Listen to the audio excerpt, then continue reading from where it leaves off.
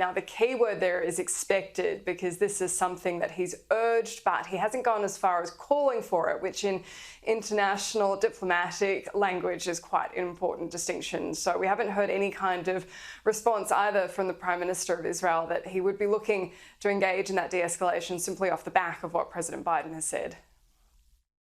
We try to target those who target us with great precision.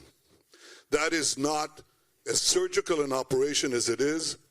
Even in a surgical room in a hospital, you don't have the ability to prevent collateral damage around affected tissues. Even then you can't. And certainly in a military operation you cannot.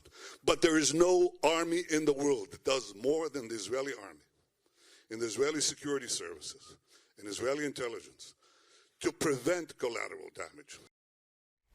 The other front that the Biden administration is fighting this particular battle on is within the Security Council of the United Nations. It's there France is pushing for a resolution to call for both Israel and Palestine to de-escalate the conflict. It's there that the US hasn't been cooperative, according to sources within that particular negotiating forum. But what we have seen is certainly an uptick in activity from the Biden administration speaking to Israel and increasing pressure to find some way to de-escalate this tension.